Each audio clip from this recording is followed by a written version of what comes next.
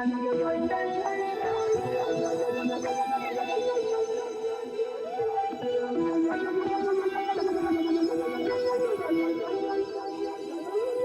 up, everybody? It's CMP with Craftmaster Productions and Studio1Tutorials.com. Don't forget to stop by Studio One Tutorials, pick up your premium membership. It is 50 cents a day. Now, today we're going to be looking at how to, not how to, but why we don't worry about kick compression and mix bus compression. Drum bus compression on our hip hop mixes, on our trap style hip hop mixes. Why it's just a fucking tremendous waste of time, guys. And this is gonna kind of come from the perspective of mixing with your eyes. I know that it isn't ideal, but I know a lot of people are learning to mix with a lot of visual aids right now. So which there's nothing wrong with that, and they can be very useful. And I kind of want to help you bridge the gap between using your ears and your eyes, because I think that's something that I've done. So here's the deal, right? When you get into wanting to learn to mix, the process is usually you hear some records, you think they sound amazing, and you look up how these records were mixed, and maybe you don't find it, but maybe you find some different engineer blogs or something like that, and they're telling you about all this different exotic gear, right? So the first thing I did, I pretended like this was 2006 all over again, and I went to Google and I did a search on the attack and release for drums, right? And I came up on a Sound on Sound article, and this is the kind of stuff I used to read to try to get it. And you look at this and you're like, oh man, look at that Comp 3A, that, and then it's in front of a drum set. We're gonna have to use that. And then you look down and you're like, okay, this is a Focus that right midnight compressor, gonna need one of those. Yeah, all right. And then this M drum leveler. Okay, yeah, this is what the pros are using. And what's this? I don't know, I gotta find that. Blue Cat, gotta get one of those. And what else? Oh, yep, gotta have one of those too. And I've never seen this before. Hopefully it fucking works. The glue. Oh man, you know what? I just heard that Ableton Live put this in their stock plugin, so I could get Ableton Live. Oh, this is Fab Filter. I'm definitely gonna need that. And TubeTech, because you have one blog, and they're using all these different, $300-400 compressors, and they're talking about all this shit about tonal sweetening and super glue, and and then you go and you watch the tutorials of the of the really really really pro level mixers, talking about, and they close their eyes and they're like, yeah man, just that tone of your kick drum, the way that you put that amazing top on top of it, it just adds a sweetness and a silkiness. And bro, you wind up getting like, you look up to these guys because they're the goats and everything. But the dirty little secret is you don't need none of this shit to get to get the mixes that we're talking about. The shit that's on Tidal and the shit that's on Spotify right now, it's not these big amazing like blockbuster mixes, bro. It's stuff that's gain stage properly, not even properly, but it's gain stage to accommodate the end listening device, right? And the end listening device is a pair of earbuds, it's a pair of laptop speakers, it's a pair of Beats by Dre headphones. It's what everybody's listening to. And there's been a debate for like the past 7 years, pretty much ever since 40 had started mixing Drake stuff. Is you'll see these compressors and be like, oh, gotta have those. This is how you wind up with 19 compressors. And the debate is like, should we mix for the end device or should we mix for hi-fi stereo systems? And guys, nobody really wants to admit it, but mixing for the delivery devices is what's working right now. And because of the rate that music comes out, like, you don't really have the time to get into routing all this different hardware and shit, man. You'll see a tutorial like this for punchy drum compression, and if you're just starting out, you'll think like, wow, this is a really short blog. Maybe I just need to buy Ableton Live so that my drums sound better. And this is how we get into stupid shit about which fucking DAW makes your drums sound better. So here's the deal: you're gonna find a common thread with every drum mixing tutorial, as far as compression. And this is why you guys need to focus more on understanding what the fuck you're actually listening to versus being able to replicate the settings in a plugin, right? You need to understand the theory behind it. um they're going to tell you that you need to set a slow attack on your compressor, something around 30 milliseconds, and then adjust the adjust the threshold until you hear the transient start to pop out, until you start to hear the pop of the kick, which that works fine provided you have a sample that is long enough to benefit from that type of compression. Now, the samples that we use in trap, the samples that we use in hip hop, for our current sound, right? And you notice these tutorials, they're never mixing hip hop, they're never mixing trap. So rule number one: stop applying techniques from goddamn country mixes, stop applying techniques from pop mixes, stop applying techniques from EDM mixes into your trap songs. It's not gonna work. The number one style of kick that we use, it's based off of this kick right here. All right, it's based off the rack kick. Everything in hip hop revolves around the rack kick and the spins 808. Every sound designer, whether it's Illmind, whether it's Jules, whether it's anybody who's got good sound kits, in one shape or form, is replicating the spins 808 and the rack kick. And you're going to be able to see this visually right here. Now, the rack kick sounds like this. It's just a simple, quick thud. And the thing about it is, this sample is not much longer than the suggested attack time in these mixing tutorials. And the reason why that is important is because if the sample isn't longer than the attack time, then what it is the attack time causes the compressor to turn turn the turn the volume down of the rest of the sample, which gives the perception of punch, because now the front of the sample is louder, versus the back of the sample, right? But the way this specific kick was designed, it was designed to simply function as the attack. Okay, it's simply function as the attack of 808s. So when you look at this kick stacked with an 808 sample, the way that it would be typically played in a song, right? You'd have something like this. Here's an 808, and this is what you get.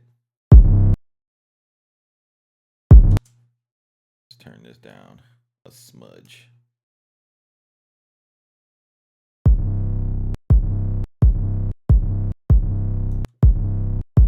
So that would be the effect you want, right? And without that guy, you notice the kick has no attack, it's all sustained. With it, and this is so well known by sound designers, that some sound designers, such as cymatics, they go out of their way in some of their 808 packs to actually pre sidechain their 808s, so that you can have this effect even more pronounced. Let me see here.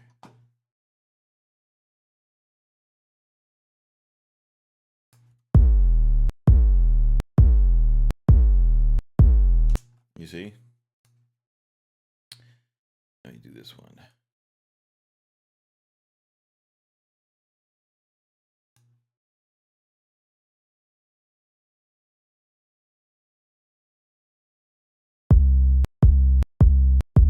Without it.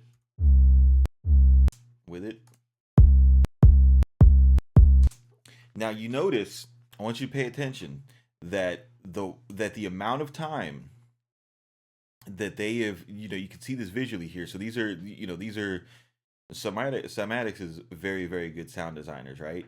Shout out to them. But you can see the exact size of the rack kick is the exact size of the volume ramp of their of and the way that they achieve this is through is through probably side chaining the rack kick to these samples. So that's how influential this one kick is. All right. So if you can see that sound designers are replicating this kick at every turn, if you can see that different 808 packs are designing 808 specifically so that you can use this kick, and we've established all that and how influential it is, and we understand, at least I hope we do at this point, we understand that that all of the drum tutorials that tell us, hey, you need to compress your kick um in a fashion so that the attack time is super slow at 30 milliseconds, but your kick is only 50 milliseconds long. There is no benefit to that. You're not going to get any perceived punch or thump out of it. Now let me show you a situation where you could, right? So you guys can start to see the benefit of it. Okay, so you see the rat kick, it's as big as, and these are kicks from different people, right? This is from Sound Oracle, and this is from Ayo. They worked on different packs. You see this kick is the same length. This one's a little different. Let's see what's the difference between this one and the rat kick. All right, so this one has some distortion on it, a little bit of, and it's got more of like an acoustic sounding top. All right, they tried to give that more of like a hybrid type of vibe. Let's listen to this one. That's got some cool stuff going on. Now when you get to kicks like this Brolic-ish sample, this is a little bit longer. All right, you see how long this kick is? This is something that could benefit from that type of compression. Let's listen to this one. Similar. And then you see how much longer the sample is. This one too, you hear this is more of like a fatter wide sound. So in order to achieve this effect, you don't need some crazy fucking ridiculous type of compressor. You just need to understand what the hell you're using, right?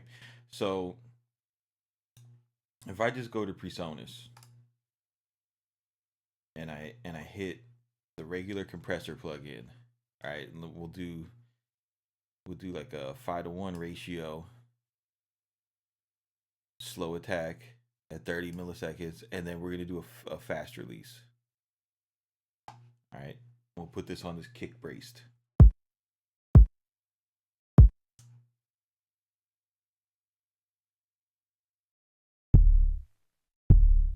All right, so now we'll compress the shies out of it.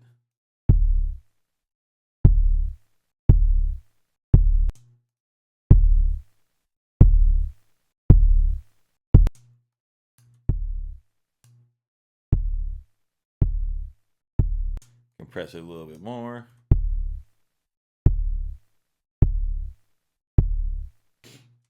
That right there is an example. It's super extreme, but that's an example of that. That's what more punch in your kick sounds like. That's what this technique is. Is it a big deal? Is that knocking your socks off? Is that changing the world? No.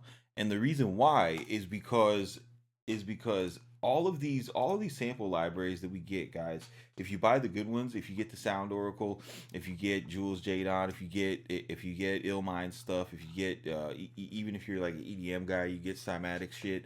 all these guys know that, the value of their packs is selling it to people who might not be the best with compression and with mixing. So these guys have the skills, and they're taking care to create these samples where you don't need to worry about all this work. And this is why when you guys ask me like, oh, what are you doing, what do you put on your drums, dude, I don't put shit on my drums.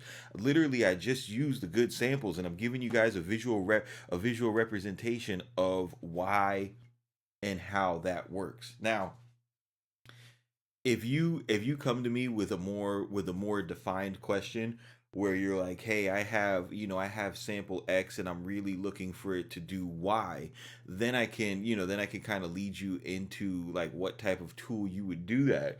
But I want you guys to not think so broad when it comes to, in terms of plugins. Don't think of plugins as things that add to your sound, right? Because in most cases they don't. Typically what plugins do is they're taking away from the sound, in a sense of you have a sound, there's some type of problem with it, and you want to shape it in some way, and the way that you shape it is typically by taking something away. um so never think of a plugin as something that's gonna add to your sound, unless it's like a exciter or a distortion type of plugin. But yeah, man, hopefully this helped you guys out. The moral of the story is if you're using these trap kits, if you're using good ones, if you load up a sample and you see that it's a short 808, if it's a short type of release kick that's modeled after the rack kick, bro, don't fucking worry about putting compression on it, man. Just relax, turn it up. This is CMP with Craftmaster Productions, Studio One Tutorials.com. Keep it simple, do not be basic, and we will see you on the next one.